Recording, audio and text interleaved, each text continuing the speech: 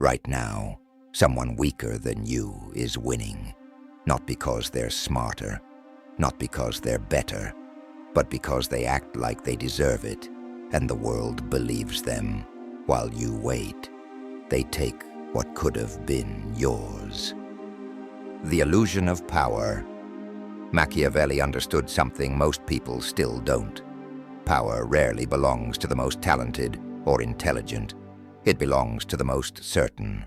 The bold rise even when they lack the skill. The hesitant stay behind, no matter how gifted they are.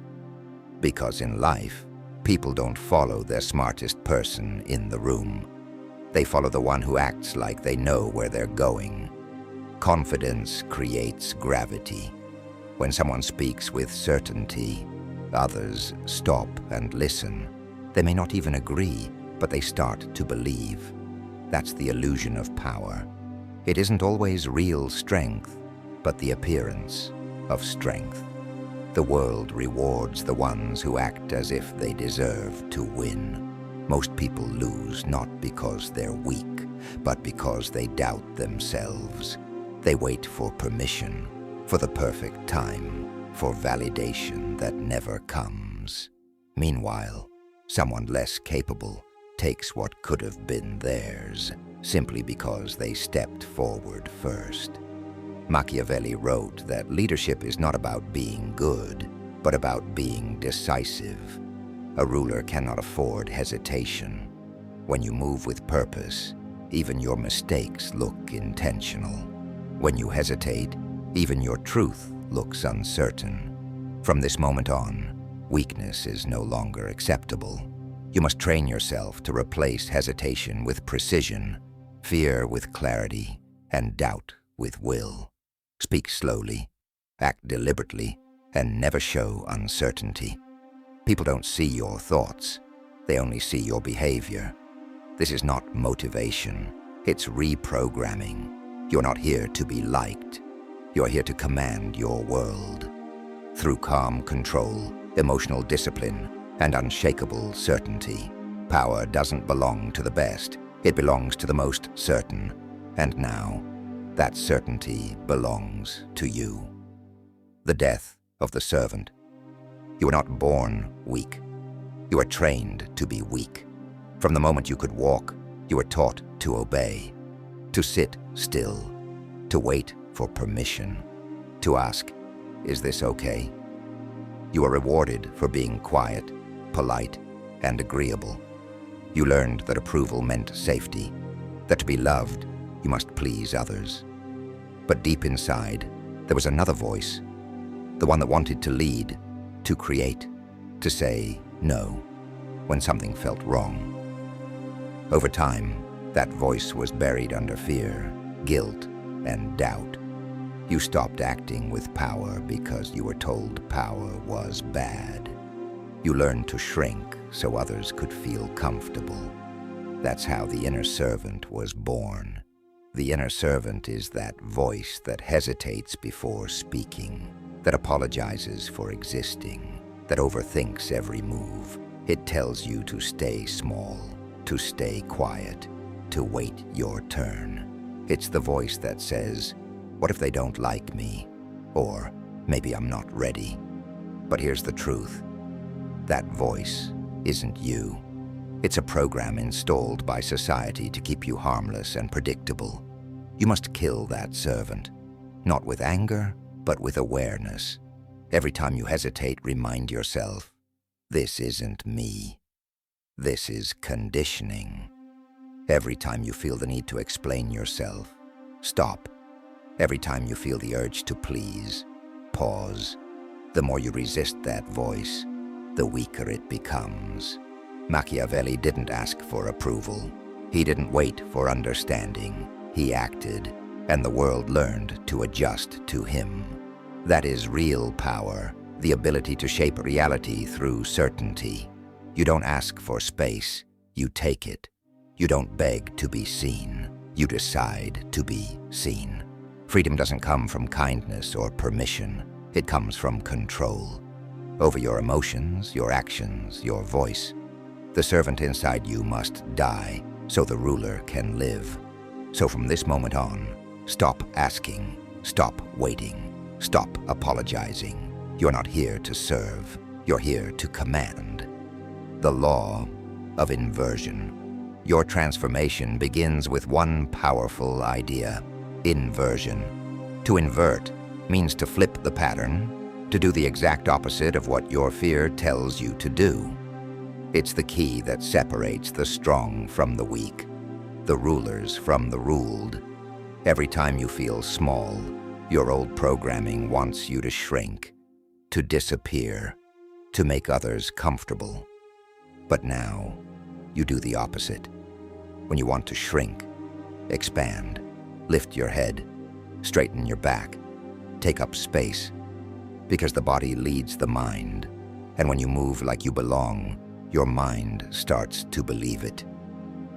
When you want to explain yourself, pause. The weak explain. The powerful don't.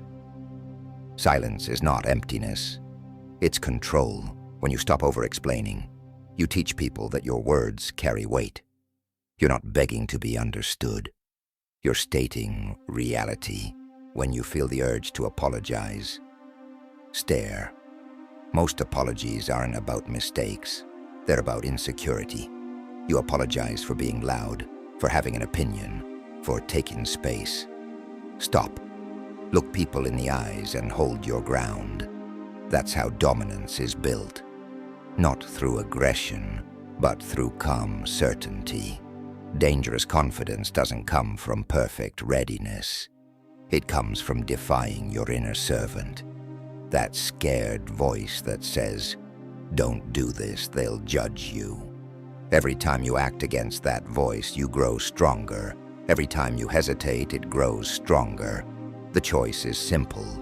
Who do you want to feed? Start small. Walk faster. Take space when you enter a room.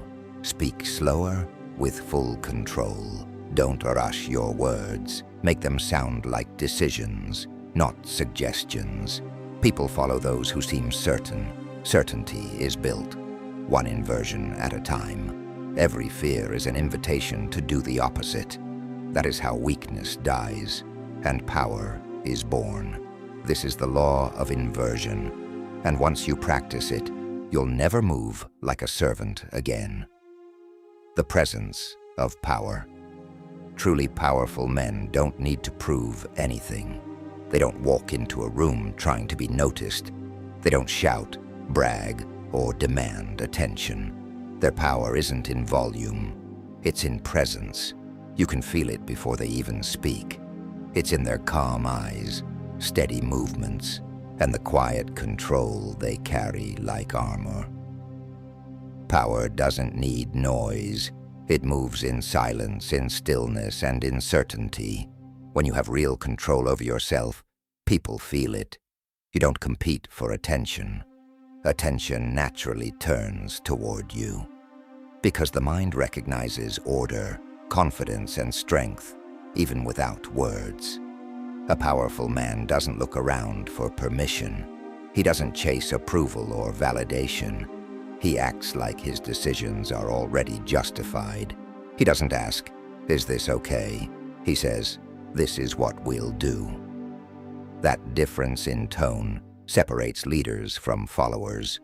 When you walk, do it with calm purpose, not rush, not arrogance, just clarity.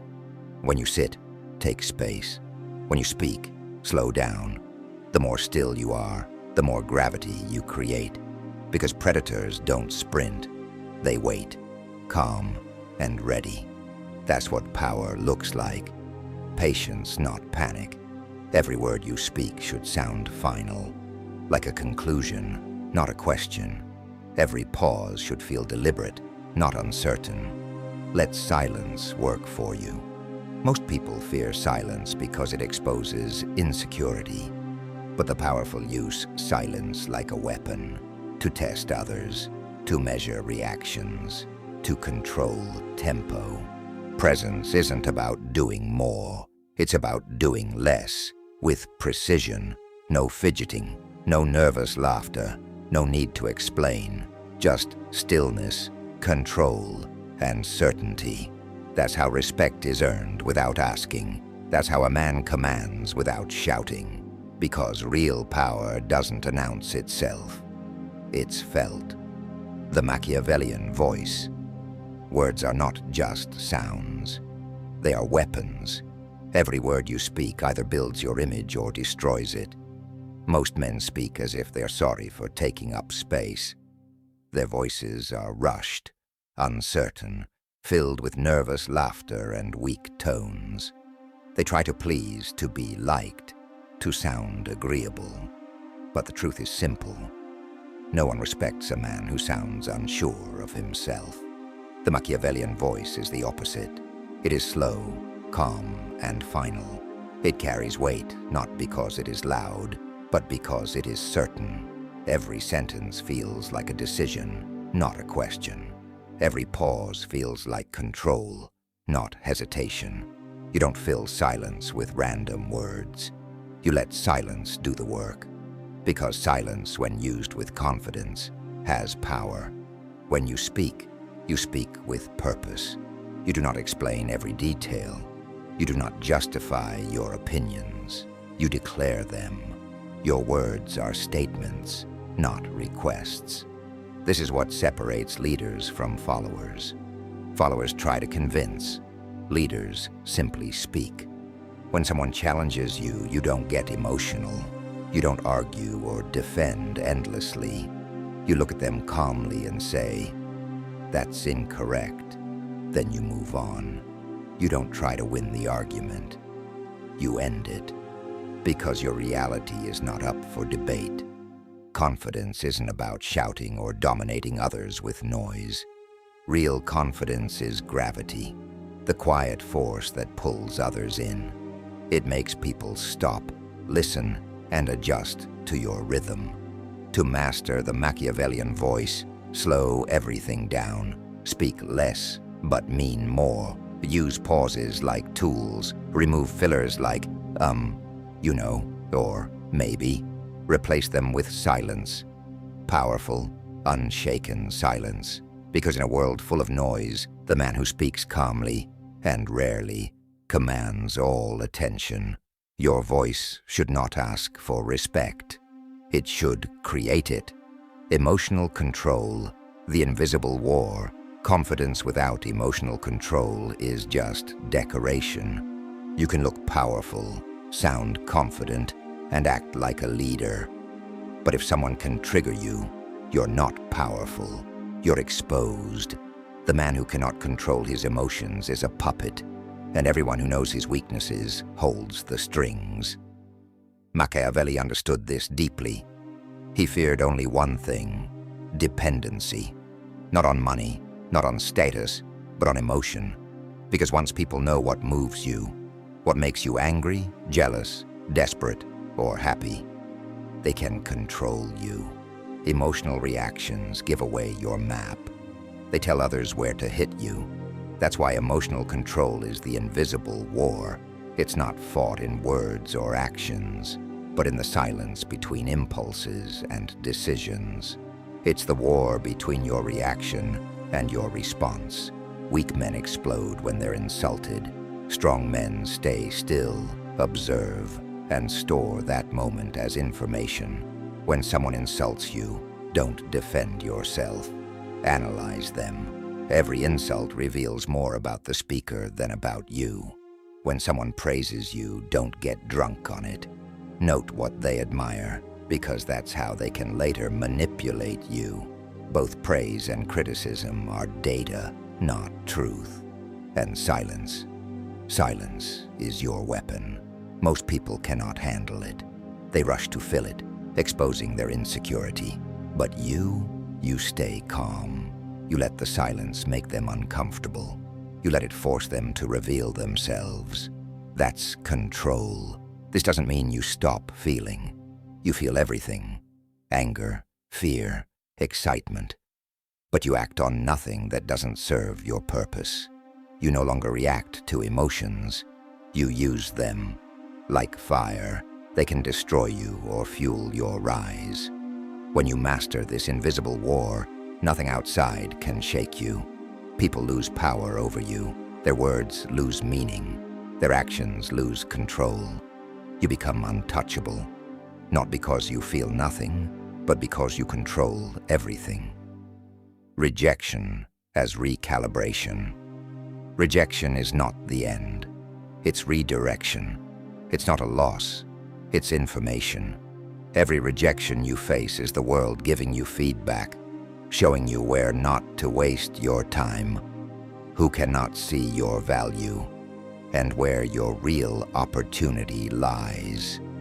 Most people take rejection as proof that they are not enough, but the powerful see it as proof that they are being filtered, separated from the wrong people, wrong places, and wrong paths. When someone rejects you, don't react with pain, anger, or neediness. Stay still. Withdraw like a weapon returning to its sheath. The worst mistake you can make is chasing after the one who turns away. Desperation kills respect. Power is built through absence, by showing that your value doesn't shrink when others fail to recognize it. Your silence after rejection is louder than any emotional response. It says, "You didn't reject me. You lost access." Because true strength is not proven when everything goes your way. It's proven when you remain calm and composed while others try to dismiss you. Rejection, when seen correctly, is clarity. It tells you exactly where not to invest your time and energy. It reveals who truly deserves your effort and who doesn't. And clarity is power. Because when you see clearly, you act with precision, not emotion. Machiavelli would say that every form of loss can be turned into a strategy, and rejection is no different. It is the moment you stop chasing and start choosing. It's not about proving your worth. It's about realizing it. So the next time someone rejects you, don't lower your value trying to win them back. Stand still. Let the silence remind them what they've lost. Because you were never rejected, you simply disqualified them from access to you. Rejection isn't defeat. It's recalibration, the art of adjusting your aim towards something greater. Becoming untouchable. This is the final stage of transformation, not in posture, not in speech, but in identity. True power doesn't come from how you look or how you talk. It comes from what you believe about yourself. You stop living as a person who needs to prove anything. You stop waiting for permission to exist. You no longer chase approval. You command presence simply by being certain of who you are. When you walk into a room, you don't try to impress anyone. You move like someone who already belongs there. You don't speak to be liked. You speak to be understood. You don't explain your actions because you don't owe explanations to anyone who hasn't earned the right to question you. You live by a code, not by opinion. That's what separates the untouchable from the ordinary. Being untouchable doesn't mean being cold or emotionless. It means being centered, so solid inside that no praise or insult can shake you. People can love you, hate you, misunderstand you, and you remain the same. Their opinions no longer define you. Your standards do. You stop lowering yourself to fit into weak environments. Instead, you set the tone everywhere you go. You don't follow trends. You become the example. You don't ask for respect. You make it the natural response to your presence. Machiavelli would call this the highest form of control, self-sovereignty. It's when no one owns your emotions, your time, or your sense of worth. You belong to no one. You answer to nothing but your own discipline, your own vision, your own values. And that's what makes you unforgettable. People might forget what you said, but they'll never forget how you made them feel. calm, certain, and powerful. Legends aren't loud. They don't need to be. Their silence carries more weight than another man's shouting. Becoming untouchable isn't about escaping the world. It's about mastering yourself so completely that the world can no longer touch you. Final command: you are no longer here to fit in. You are here to move the pieces, to bend the room, to haunt their memory, even in silence. Because legends don't beg, they don't explain, they exist. And the world reshapes around them. Like this video if you're done chasing. Subscribe if you're ready to become the kind of man they can't control, can't predict, and can never forget. This isn't self-help. This is war. And you just became the weapon.